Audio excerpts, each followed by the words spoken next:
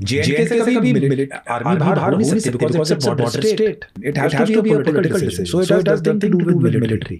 Because police का int बहुत है. देखो सबसे ज्यादा जो इंट है ना, लोगों की जो फटती है ना, वो पुलिस से फटती है. हम यहाँ से साले भागते थे को बचाने के लिए. तो ये तो पुलिस का हाल था. पुलिस बिल्कुल खत्म थी. मैंने एक मिलिटेंट मारा था. वो एक मिलिटेंट था, एक आर्मी में था, एक पुलिस में था. वो कैसे खबर देंगे मिलिटेंट भाई. हमने जेएनके पूरा छान मारा था.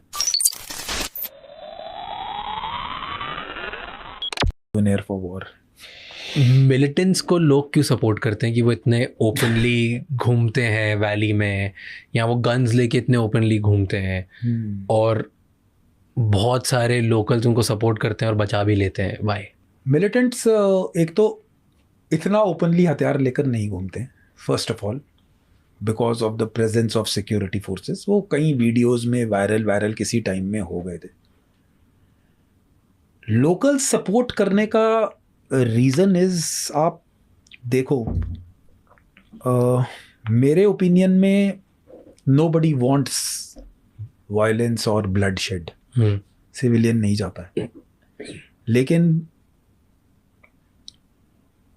देयर आर इनमिकल, यानी कि जिसको कहते हैं कि कुछ some people in the crowd who instigate people in a wrong manner, I would say. And basically एक तो देखो आपको मैं बताऊंगा कि हर बंदा might not be in valley supporting Pakistan. ये misnomer है. When you have a person with a weapon putting his barrel to your head, obviously support can be changed left, right and center. मतलब यानी अगर आपको militant आपको हर रोज ही डरावा दे रहा है, आपको अपनी जान एज अ सिविलियन, आपके पास क्या है, यानी कि you are being protected by army and security forces, but अगर कोई आप पे अचानक अटैक कर भी देगा तो आपकी जान तो नहीं बचेगी ना. सो दैट डर तो रहता है. आप एक नॉर्मल ह्यूमन साइकोलॉजी से देखो, थोड़ा बहुत तो डर है ही. ठीक है, मैं ये नहीं कहूँगा कि पूरे लोग डरते हैं, because militancy thrive he local support पे करती है. That is what it is. But 90% I would say कि is because of fear. 10% होंगे जो करते होंगे ideological differences, fanatism and I would say misconstrued manipulation और जो thought process है, it has got a political solution to it. Military is a enforcer of the national will, that is of the government. It will continue to stay. J and K से कभी army बाहर हो नहीं सकती because it's a border state. On borders and the line of control army has to be there. Hinterland से आप कम कर सकते हो, but that the government will take a decision. It has to be a political decision. So it has nothing to do with military. कैसे informer circuit कैसे बनाते हो आप? Informer circuit is basically source are graded into A, B and C. कैसे? Like tell me how. Let's say आप गए valley में deploy हुए, अब आपको आपका सर्किट बनाना है इन्फॉर्मर्स का. In our case, हाँ, in your case, we have a very limited, because police का इंट बहुत होता है. देखो सबसे ज्यादा जो इंट है ना, लोगों की जो फटती है ना, वो पुलिस से फटती है. बिकॉज पुलिस सारी चार्ज डाल देती है. आर्मी से पहले फटती थी जब पुलिस नहीं थी, यानी पुलिस बिल्कुल डिफंक्ट हो गई थी.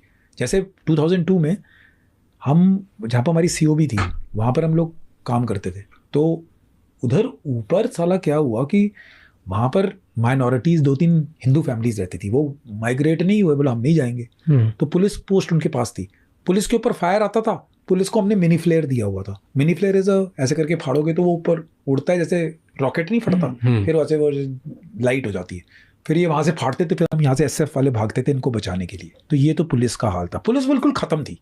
यानी 3 भाई हैं, 2 मिलिटेंट हैं, एक पुलिस में है, वो उसकी खबर देता ही नहीं था. अब मैंने एक मिलिटेंट मारा था, वो एक मिलिटेंट था, एक आर्मी में था, एक पुलिस में था. अब वो उसकी कैसी खबर देंगे अपने मिलिटेंट भाई. बहुत गदर था. यानी इट वाज टोटली. तो हमारा क्या है कि सबसे ज़्यादा तो इंट आजकल है ना, वो आती है पुलिस के पास. जैसे आई टोल्ड यू, SF, क्योंकि हमें, I will tell you how we operate. सबसे ज़्यादा जहाँ हॉटबेड है वहाँ पर SF की टीम होगी. बटालियन तो आ नहीं सकती. एक टीम, फिर 20 बंदे, एक ट्रूप कहीं और होगा. पहले जब 2002-3 में जब मैं कमीशन होता, अगर 10 दिन हमें इस पहाड़ी पे मिलिटेंट नहीं मिले, बोला अगली पहाड़ी चढ़ जाओ. फिर हम उधर जाते थे, 3 उधर मारते थे, फिर उनको वापस करते थे. बोला अच्छा इधर आ गए. फिर हमारे यानी रक्सैक्स खुलते ही नहीं थे. हम एक जगह से मूव करते रहते थे, तो हमने J&K पूरा छान मारा था। सो दैट इज वाई जो नॉर्मल RR यूनिट जाती है, उनकी एक कंपनी होती है, ऑफिसर 2.5 साल का टेन्योर काटता है, वहां से ही वापस चले जाता है।